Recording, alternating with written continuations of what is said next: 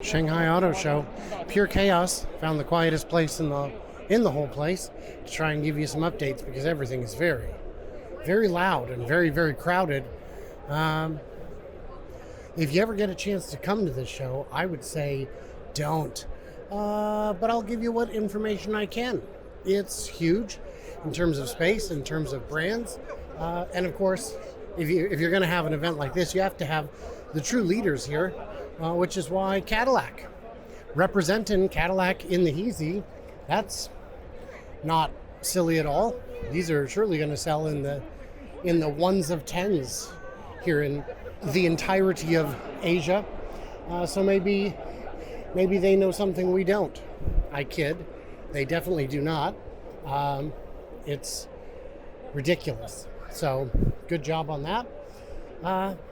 There are a lot of brands here that by now you've probably heard of, more that you will hear of.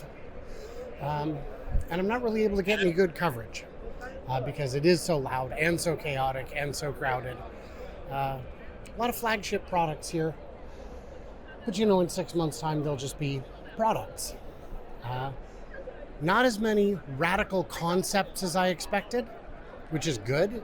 There are a handful, of course. Your flying cars, your concepts without B-pillars kind of thing with suicide doors. All of that is definitely here in force. But mostly what we're getting is real cars that really exist, that will really be on the streets in a matter of months if they aren't already. Supposed to be meeting my friend here, but he said by the stairs. And I haven't seen these stairs, and I've been walking for about an hour. So hopefully that happens. Yeah, the show logistically is, whoa, what a brutal event. You have to pre-register, get your tickets a whole day in advance. And then when you get here, you have to sign in. And then after you sign in, you have to line up and show that you've signed in. And then after that, you have to get in 4 different lines because the one you're in requires a different kind of ID than you have. And it just keeps going and going. And by the way, to do the sign-in, you have to have data. And if you don't have data, which a lot of foreigners don't worry, you can use their Wi-Fi, which you can activate by entering your Chinese phone number, which of course, no one has. So that's, they put up every obstacle possible, but it doesn't matter because I'm committed, or at least after this trip, I should be. Let's check out some more aggressive stuff from Wuling. Wuling probably maybe already released the video of that, but we've got more serious cars than the Mini. Yeah, that's a real car. It's a real sedan. Looks pretty good. We've got a real mascot. Can't beat that. And then of course the little off-road adventure type vehicles. Wow, that is actually just like a Wuling for the off-road. That's crazy. Very fun. Really looks more like a London cab than anything, but it's not. Very, very fun stuff. Yeah, so what do we do? Well, we show you a bunch of B-roll that I shot during the day and see what I can make out of that and do some voiceover, and hopefully that'll be good. So we'll check it out right now.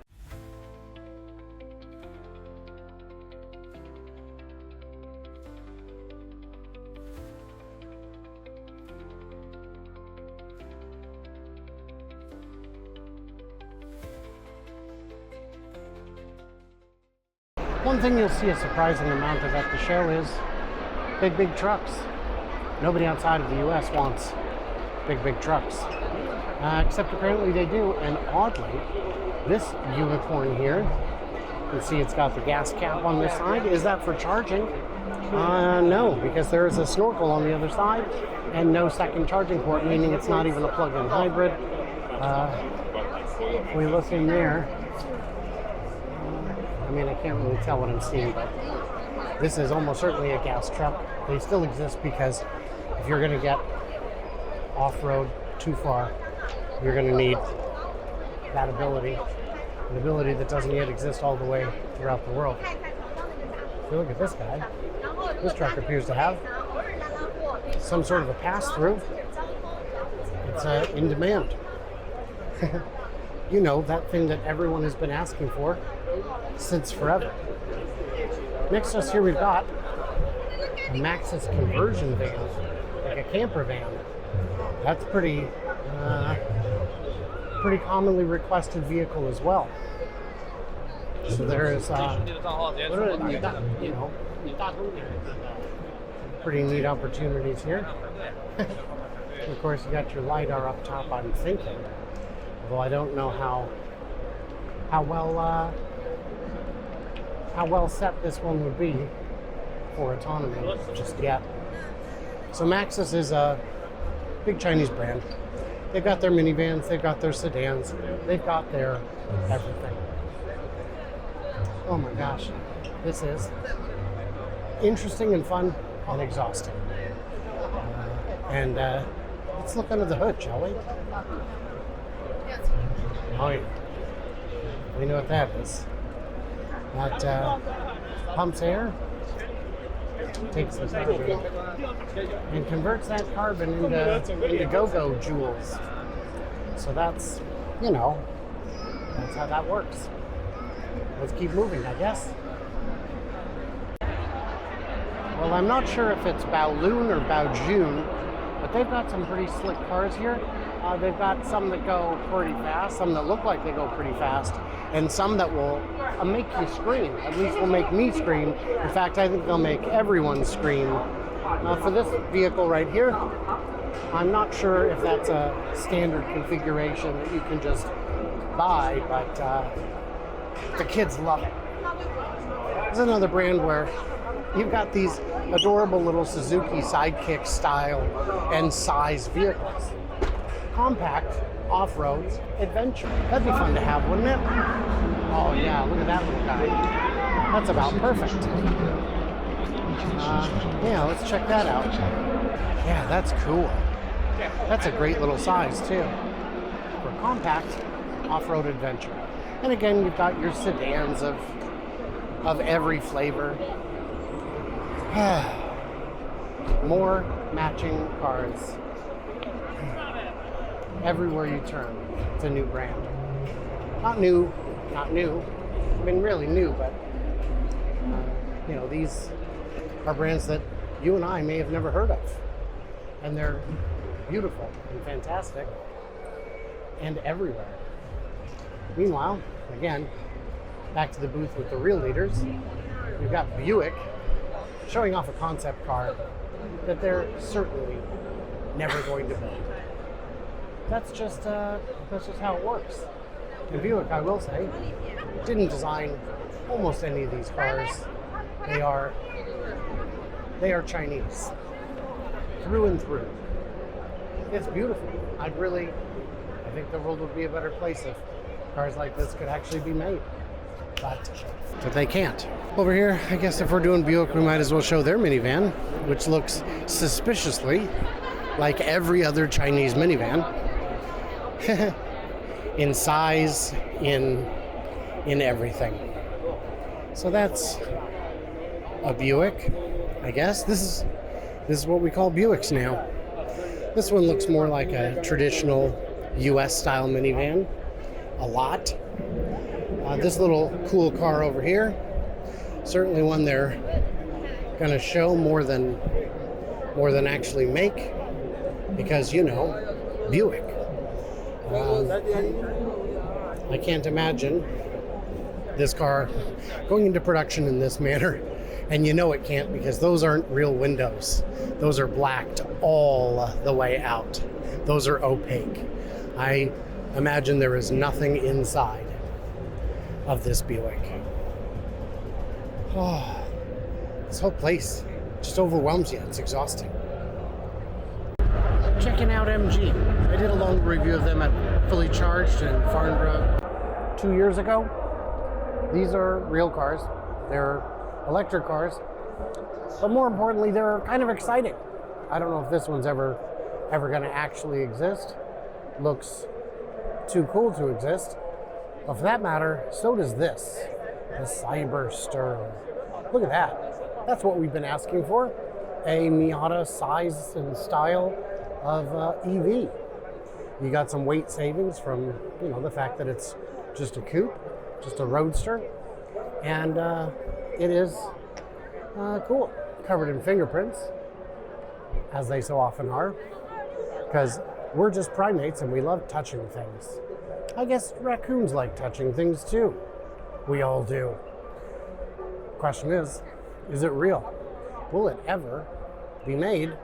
And the answer is yeah, you can get one right now. Here's one that's a little less tricked out, but still has all of the goodies. If you want to see a third one, there's a third one right there. Different colors. Not all are the sort of thing that absolutely everyone would like, but isn't that the point? I've seen people, when buying a sports car, have someone else say to them, why would you buy that? I don't know, because I can, because I want it, because it's one way to get to the office or work or wherever. The grocery store, the playground. MG is no longer a British brand, but the decision of the Chinese company to purchase, I think it's Geely that bought them, fact check me, the decision to purchase the brand just to have the name has worked. MG still sells in the UK reasonably well.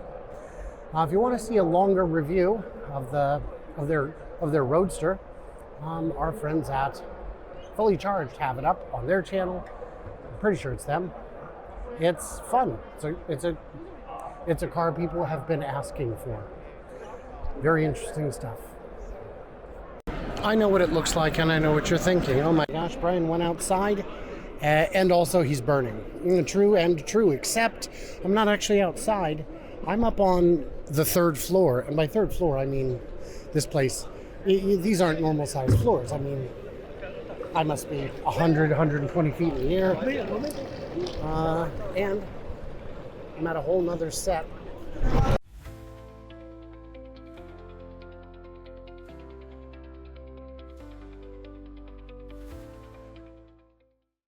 Up here on the tech floor, I guess. Not a lot of whole cars, but a lot of whole systems, a lot of partial systems, a lot of cooling and ventilation. If you're going to have a good cooling system, you need a good hose. But if there's something you need before that, rumor has it has always been Bros before them. So that's a fact that I just decided on. If you're going to get your parts from anyone, you want to make sure that they're going to be around for a while. I'm talking, your Bosch, your Delphi, your Callahan Automotive. You want someone who will be there for the long term. I would say you want someone who can hang long, and they're here. Whatever that means. Uh-oh. Nobody tell Dan these are here. He'll start asking if they've got kids and if he can meet them. He loves those itty-bitty dummies. He really does. So because you've got a little bit of everybody at the Shanghai Auto Show, we've got these fantastic gearboxes. Look at the size of this thing. I don't know if you can see it, but it is truly ginormous. What's it for? This is for heavy equipment. This is for semi-trucks. This is for dump trucks. This is for water tankers. This one right here that I'm looking at is a motor and gearbox. Wow, some of the others are just gearboxes, but it is here. Electrification is here. And if what you need to get it happening is batteries, well, China's got batteries. So all of the different things. Here's a good example of what it actually looks like inside. I should point out this is not a unit that's for sale. No, this is, but this would be a very powerful kind of setup. Looks like 3 different setups. Front wheel drive, rear wheel drive, and I suppose one that would be just a center motor. Different solutions. They've got automatic transmissions. They've got hydraulic transmissions. Gearboxes, we're not really calling them transmissions, but I mean, that's what they are. So all of the pieces you need, they're here. I got so excited there for a second. I don't know if you can hear it, but I would swear I heard the sound of Danny Boy, Clown O'Dan himself, in attendance at the show. I would swear, do you hear it? Turns out it wasn't him, but it was close. Oh man, next time. If there's one thing I've seen more of than floating couches, than big future concept rolling lounges at these shows, it is the flying car. Now, this isn't a car, of course. This is everything. It's a death trap, is what it is. It's a octocopter, about big enough for one very small person, with limited capacity for reasonable deduction of personal risks, I guess is how you would phrase it. The only one of these companies that's remotely serious is Xiaopeng. I had a chance to talk with them before the show. Tried to coordinate a bunch of coverage. Couldn't get our schedules to line up, but one of the things I really wanted was I needed to talk to someone about the flying car. They're like, I bet you're really interested in covering it. I said, well, I'm kind of interested in covering it, but mostly I'm interested in finding out if it is a flying death trap. They were not able to get anyone to provide any answers on that front. So until I hear otherwise, flying death trap. It's a good way to separate not only a fool from his money, but from his mortal coil. Shuffle it off, baby. Who needs it? I guess is the moral of that particular story. Having a good time out here. And there's too much to see. I'm approaching overload. Flying cars, would you fly one? Would you drive one? Because it's a car. You got to drive it. Let me know in those comments, for sure. And we'll figure out what we're doing from there. Because I'd love to hear your thoughts. Personally, I'll remain on the ground. I'll remain below the ground. I am not a fan of the water. I will go on the water. I would even go perhaps slightly under the water before I'd go in a octocopter of death. That's my deduction. Oh, but you can have parachutes. Yeah. I hope they move. I hope you're at the correct speed and altitude and conditions for that, because there's a lot that can go wrong. Maybe I'm overreacting. And if I am, by all means, companies that make them, reach out to me. I'll have you on. We'll sort it out. So there you go.